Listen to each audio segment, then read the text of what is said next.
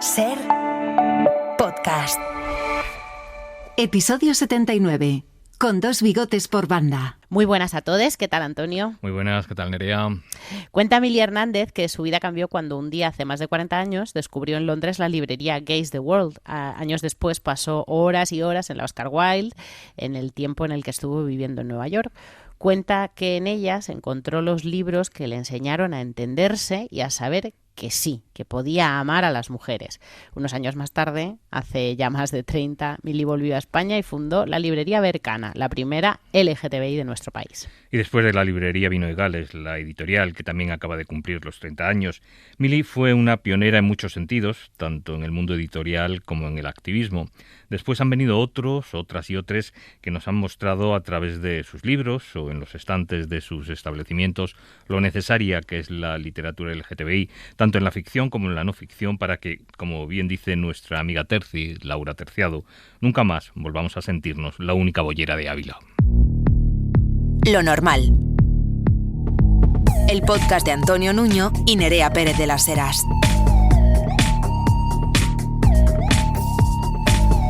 Un podcast normal.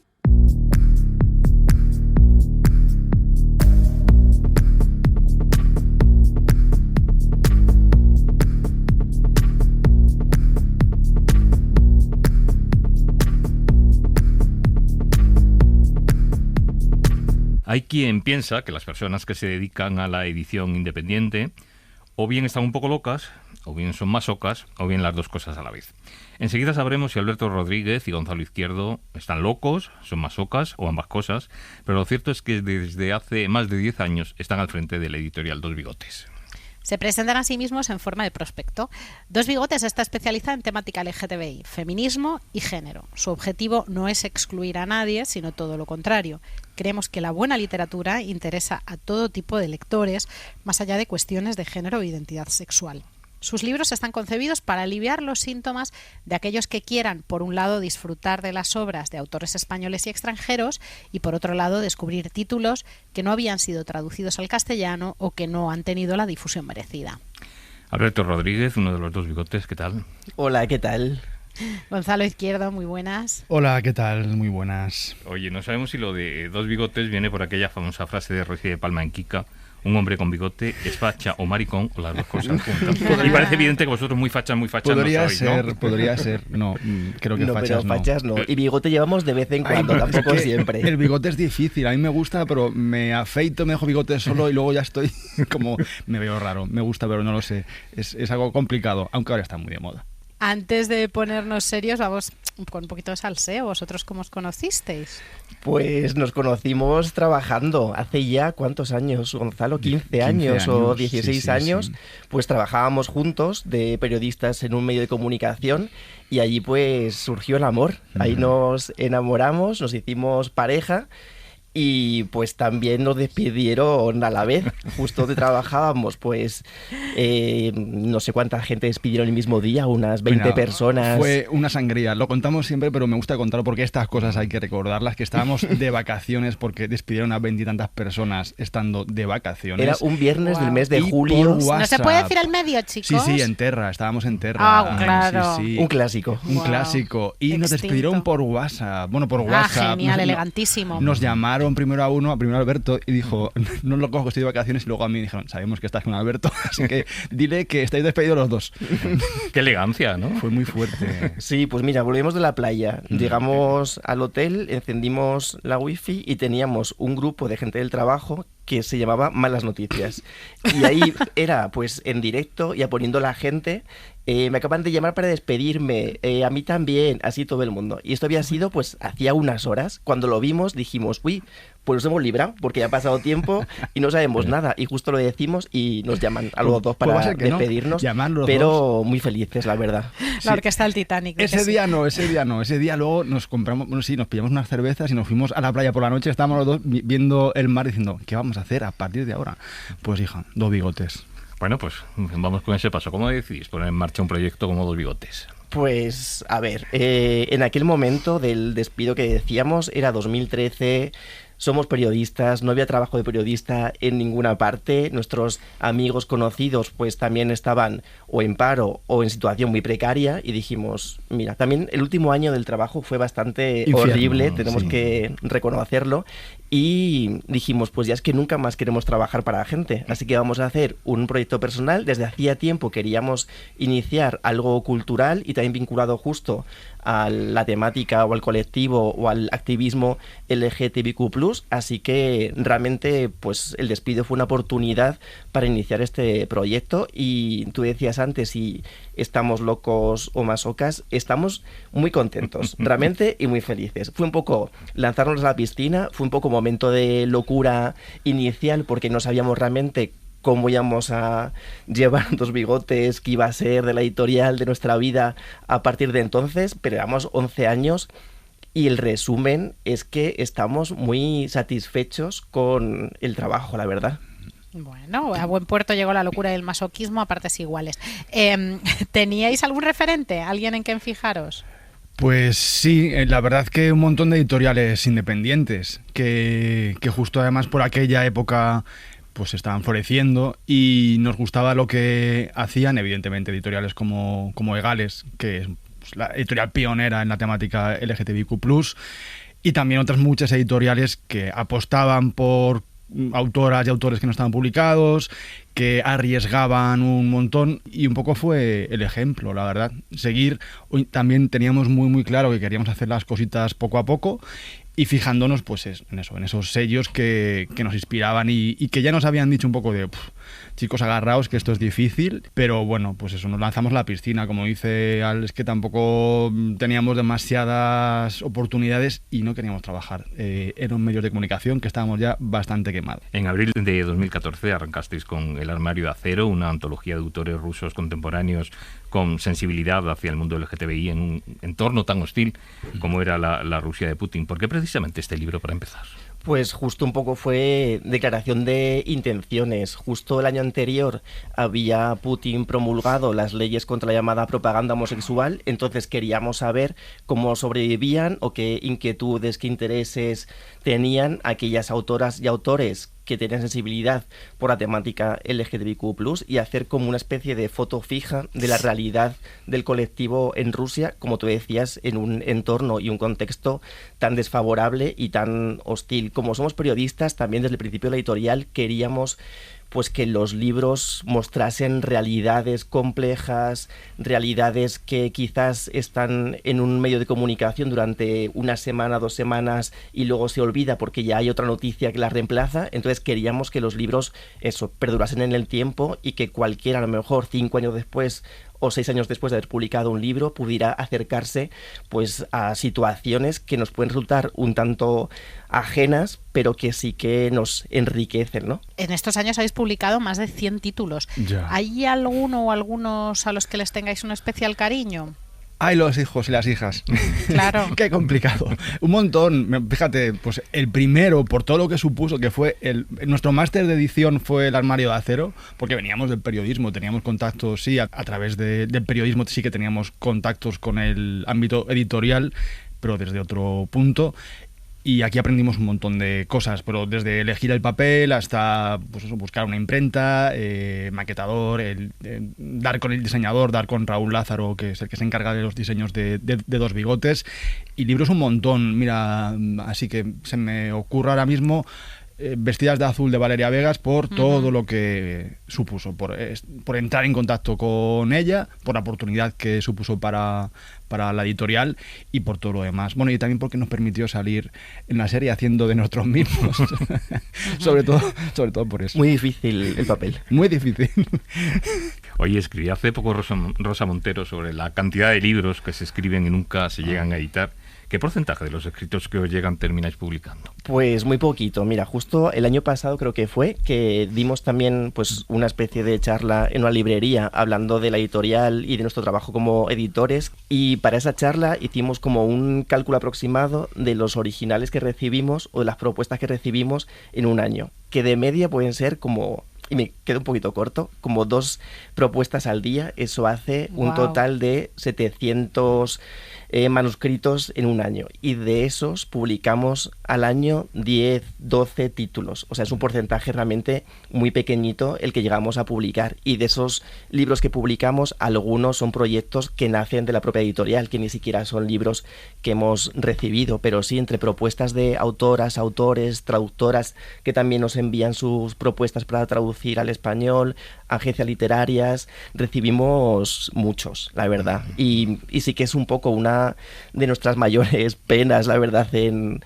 dedicándonos a esto de la edición, es tener que rechazar muchas de las cosas que nos llegan, y no únicamente o no solo porque no nos encaje en el catálogo, sino porque realmente no damos abasto para leer todo lo que nos llega, y tenemos que decir, pues no podemos, porque tampoco queremos que la gente esté esperando eternamente una respuesta por nuestra parte, porque tampoco funcionaría así bien y es justo para nadie, claro. Pero sí, publicamos realmente poquitos títulos al año, pues empezamos con 6, llegamos a publicar 14 en un año, pero lo ideal para nosotros sería publicar unos 10 títulos para también hacerlo con dedicación, dedicándoles pues el esfuerzo y el mimo que se merece cada título.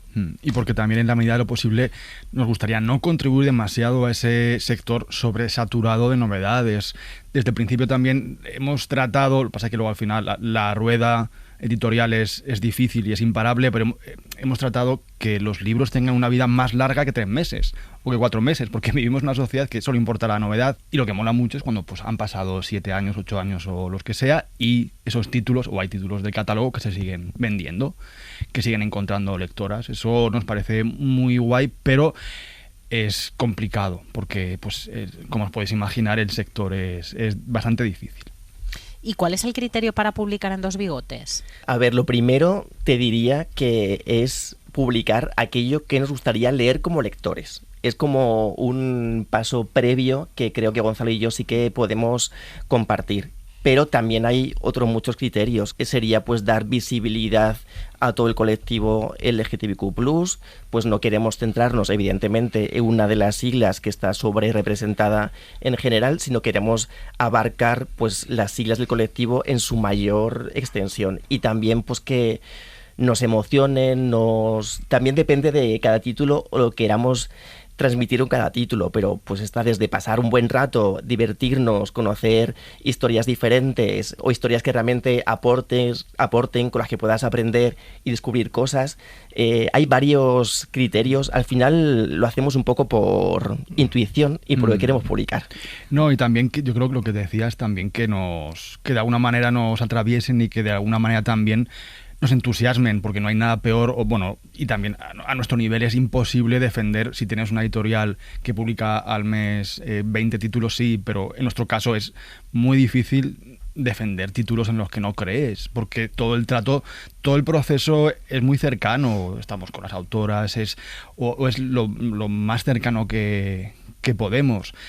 Y en ese sentido sería muy raro pues publicar cosas de las cuales no estemos totalmente convencidos. ¿Y estáis siempre de acuerdo? ¿O a veces lo que a uno le parece una obra maestra, al otro le parece que no merece la pena? ¿Ha habido crisis de pareja por esto? No ha habido crisis de pareja. Estamos realmente de acuerdo en casi todo en nuestra vida, la verdad. Somos un rollo, no discutimos apenas, discutimos poco. Eso es cierto. Y solemos estar de acuerdo casi siempre, o siempre diría, no recuerdo ninguna crisis de decir, hay un libro me encanta a mí y a otro no le gusta. Creo que no, siempre hemos estado bastante libros convencidos. Favoritos cada uno, pero claro. Pero sí, porque si no yo creo que no lo publicaríamos, ¿no? O si no nos convence a los dos de alguna manera. Sí, pero creo que el caso todavía no se ha llegado a dar en ese nivel. No sabemos si llegará, pero es verdad que nos llevamos muy bien. Pues también al ser pareja podíamos tener como la duda de, ay madre mía, cómo vamos a afrontar pues una relación a la vez que un proyecto empresarial juntos y demás, pero lo que decimos también siempre, lo raro sería que uno de los dos ahora mismo tuviera que trabajar en otra parte y estar separados, porque estamos muy acostumbrados a estar siempre juntos y hacer todo juntos y tomar decisiones conjuntas, y sería muy dramático realmente que cualquiera de los dos tuviera que trabajar en otro sitio. Normalmente en el mundo editorial hay que ir sorteando cuchillos entre unas empresas y otras. creo que no pasa eso en el caso de la edición LGTBI. Vosotros sois muy colegas, colaboráis habitualmente con el resto, con Egalés, por poner un ejemplo. Sí. Hay compañerismo, vaya. Sí, es que si no sería... Mira, Nerea, es tan difícil en general para el sector independiente, para el sector editorial independiente, como para la independencia en otros muchos sectores culturales, que si ya estás acuchillada limpia, ya se te quitan las ganas de vivir. Y un poco, retomando lo que decía antes, sí, decidimos un poco dejar el mundo del periodismo, que nos gustaba además, y que creo que trabajábamos bien como periodistas. Fue también para que nuestra vida fuera más fácil. Es decir, que evidentemente siempre va a haber problemas derivados pues del trabajo, de trabajar con personas, etc. Pero hemos ganado mucho en calidad de vida desde que trabajamos con Dos Bigotes, la verdad. Oye, ¿hay algún que otro ejemplo de autores que han comenzado con vosotros y que luego han dado el salto a otras editoriales fuera del circuito independiente?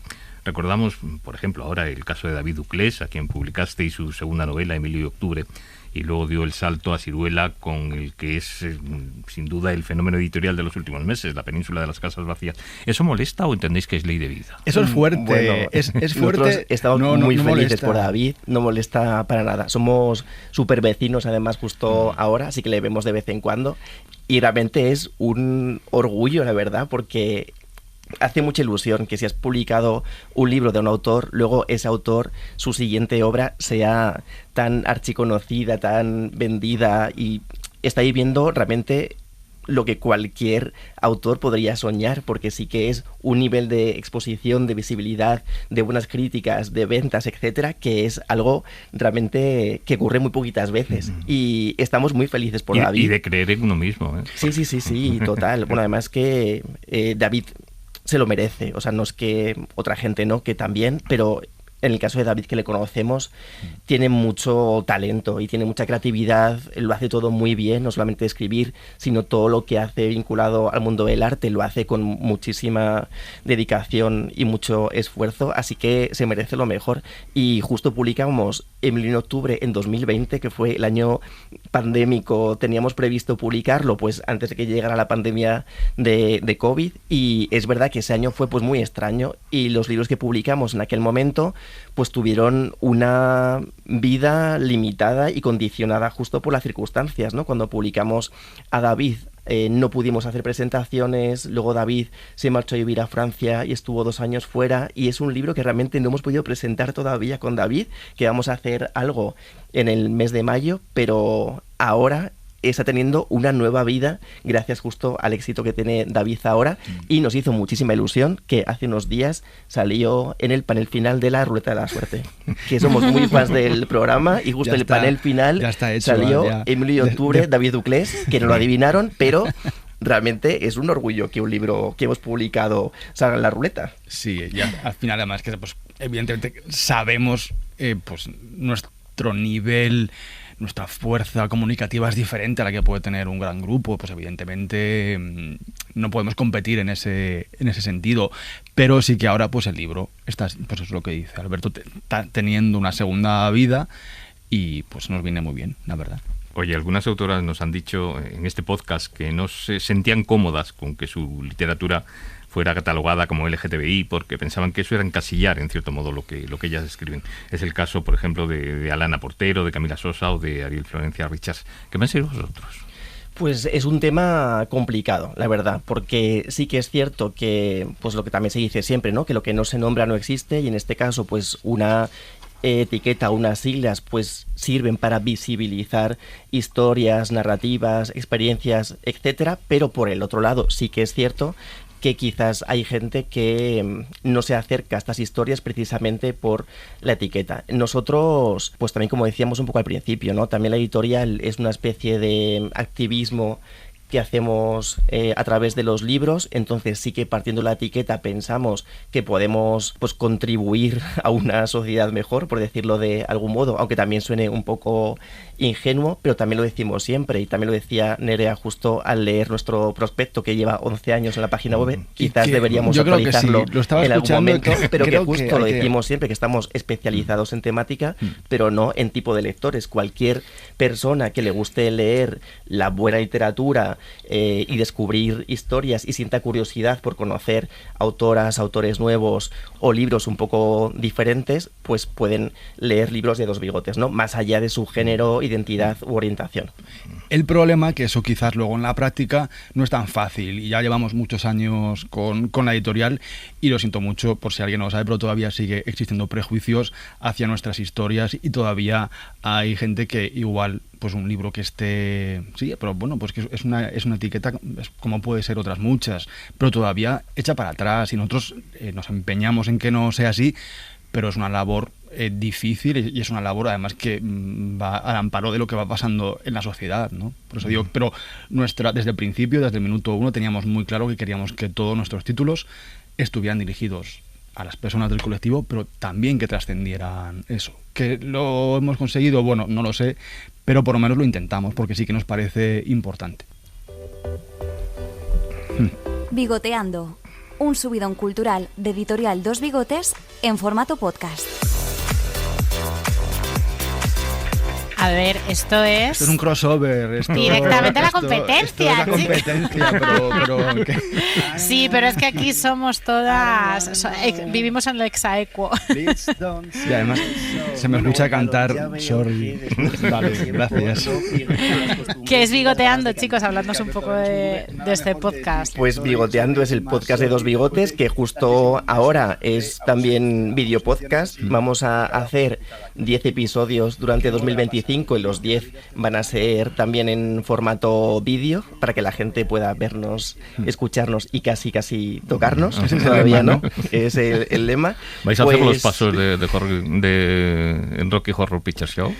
Pues... A ver, el Rocky Horror Picture Show, cuando nos casamos, nuestra boda consistió en interpretar de manera activa con las invitadas e invitados 3 números del Rocky. Yo era Janet. Muy bien. Claro. Sí, por eso. Con la pantalla, sí, todos tenían su papel de periódico, su pistola de agua, el arroz, y Ali y yo nos dedicamos a interpretarlo. 3 canciones. Así que lo bailaremos en algún momento, porque además como publicamos un libro dedicado a la película, pues después del verano, escrito por Poppy Blasco, que está ahí trabajando en él, así que tendremos que bailarlo. Pero bueno, pues también un poco queríamos dar salida también a nuestra vena periodística de algún modo y hacer el podcast, y también un poco para ser un lugar de encuentro de la gente que escribe en Dos Bigotes, para promocionar o para hablar de los libros que publica con nosotros, pero no solo, también tenemos a personas invitadas pues que hablan acerca de la cultura, el activismo, la literatura y muchas más cosas, y también en esta nueva etapa pues iremos ampliando contenidos, pero también era pues eso, pues un lugar de encuentro, podríamos decir, tanto para la gente que escribe en Dos Bigotes como para la gente que lee lo que publicamos, que nos sigue en redes sociales, y como también a veces es complicado llegar a según qué medios de comunicación un poco más masivos y demás, pues bueno, es un espacio para también promocionar lo que se publica en la editorial. Estáis invitadas. Cuando queráis, ya la invitación está cursada. Sí, claro. Oye, estamos en plena fiebre de las ferias del libro. ¿En qué estáis ahora y qué es lo que nos esperan Dos Bigotes para los próximos meses? Ay, ¿En qué no estamos? Que estamos editando 3 libros a la vez, que no tenemos ya... no podemos sacar más horas al día. Sí, estamos justo un poco desquiciados ahora mismo. Hay días que queremos llorar por no llegar a tiempo. Como ayer. Ayer fue uno de esos días. Y veníamos ahora caminando, cuando veníamos para acá, mandando WhatsApps, poniendo stories en Instagram a medida que llegábamos para acá, porque no podemos parar realmente. Pues estamos con 3 libros a la vez ahora mismo. Uno de ellos ya ha entrado en imprenta para la prueba de impresión, que se llama El G, que es una obra de teatro escrita por Emma de Mar, que va acompañada con de Chill, una guía para la reducción de los riesgos y peligros del chemsex, escrita por Iván Zaro, que pensamos que en el momento actual también es muy importante pues hablar de la realidad del chemsex sin ningún tipo de prejuicio ni estigma, pero también siendo conscientes de los riesgos que conlleva esta práctica, de la problemática que existe dentro del colectivo, sobre todo gay, y nos parece que es importante. Y estamos con ese libro, estamos con El Pozo de la Soledad, de Radcliffe Hall. Estaba leyendo yo ahora los primeros capítulos antes de venir, que es una barbaridad de libro. Sí, es un novelón, es un clásico de la literatura lésbica que está descatalogado, y publicamos una traducción de Gloria Fortún con ilustraciones de Carla Berrocal. Es un librazo, y justo además para la Feria del Libro esperamos que sea pues una de nuestras novedades más potentes. Y luego estamos con Pasión y Deseo, que es un ensayo de Roy Postigo, que lleva como subtítulo, a ver si lo digo bien porque es largo, algo así como Cantares, Cuerpos y Resiliencias en el folclore andaluz. Es un librazo. Roy ha hecho una investigación a lo largo de las últimas décadas acerca de cómo el folclore andaluz o cómo lo queer está muy impregnado en el folclore andaluz. Hace también un recorrido por la trayectoria de Isabel Pantoja en los últimos 50 años y cómo, con ejemplo de sus coplas, pues realmente son muy paradigmáticas de realidades del colectivo LGTB. Y es un librazo. Además, también propone muchos términos nuevos, hace una genealogía muy interesante, es una investigación muy completa, y también pues estamos ahora mismo avanzando con la lectura. Oye, creo que es la última apuesta, lo estoy viendo ahí encima de la mesa, Urraquitita. Sí, Contadnos algo.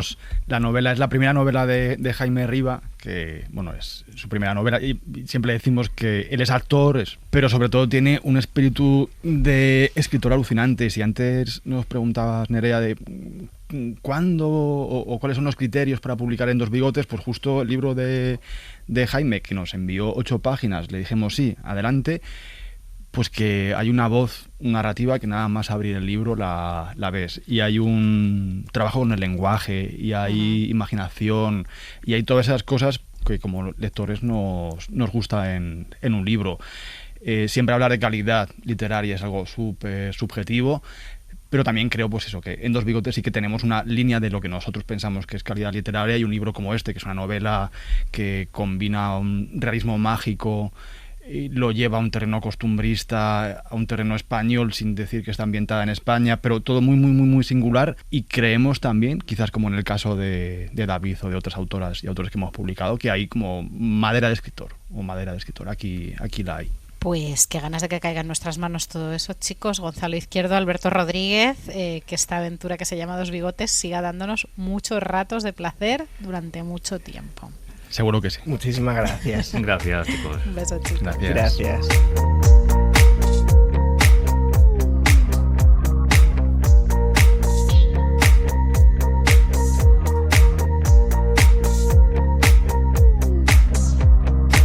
El podcast con perspectiva LGTBI que te conecta con lo que pasa en el mundo.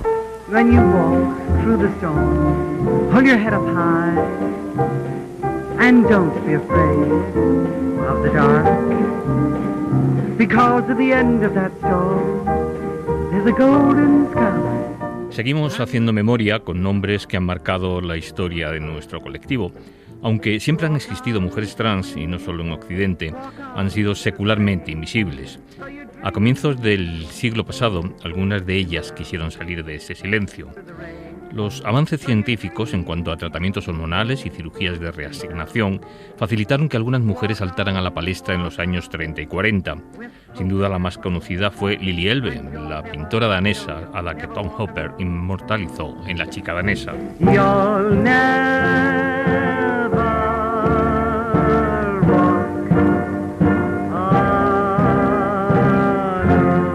La cirugía de afirmación de sexo se desarrolló durante esos años en Dinamarca.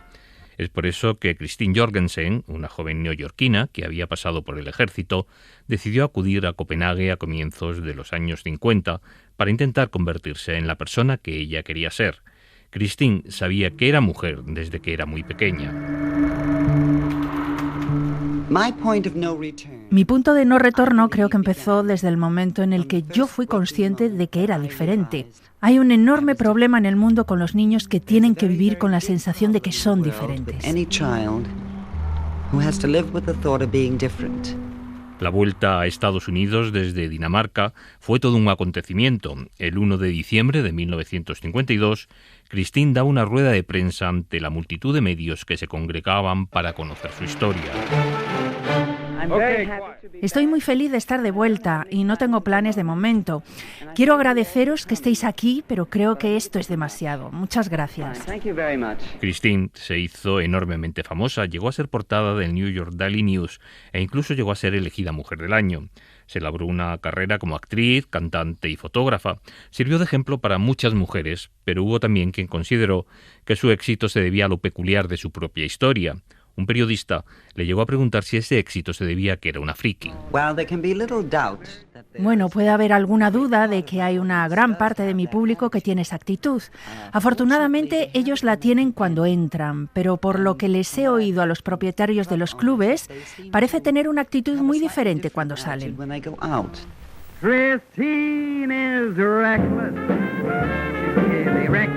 Jorgensen aprovechó esa fama para enarbolar la bandera de las personas transgénero. En los años 70 recorrió todo Estados Unidos dando charlas sobre su historia y su ejemplo, y así explicaba por qué creía que esas charlas convocaban a multitudes. Cuando echo la vista atrás, puedo decir que sé por qué pasó. Era el comienzo de la revolución sexual. En esos años 70, su vida fue llevada a la pantalla grande en el film The Christine Jorgensen Story, por el director Irving Rapper. Se han escrito varios libros sobre su historia y se han rodado también varias películas documentales. Quizás la más conocida es Christine and the Cutting Room, de la historiadora trans Susan Stryker. Christine murió el 3 de mayo de 1989 a los 62 años. There's a golden sky and the sweet silver song of the lark. Walk on through the wind. I don't think the time will ever really come. Yo no creo que el tiempo regrese. El pasado, cuando Christine Jorgensen era un hombre, debería ser olvidado.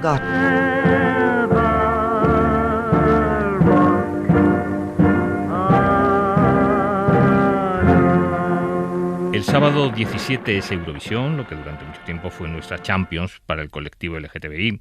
Desgraciadamente ahora es muy difícil identificarse con un evento en el que se da cabida a un Estado que está practicando un genocidio. Israel, el Estado colonizador y responsable del genocidio en Palestina, de bombardeos a campos de refugiados, hospitales, escuelas, infraestructuras esenciales, de negar el acceso a ayuda humanitaria, de negar el acceso a la prensa para esconder al mundo esta masacre, es uno de los países participantes. Y si está Israel, no estamos nosotras. Nos despedimos por este episodio. Ángel Luis Cabrera, María Jesús Rodríguez y Juan Carlos Fernández. Pasadlo bien. Chao.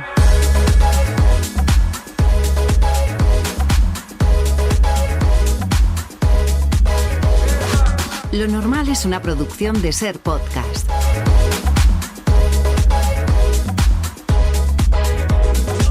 Dirección y presentación, Nerea Pérez de las Heras y Antonio Nuño. Guión y producción, Tony Quart. Realización, José María Sendra.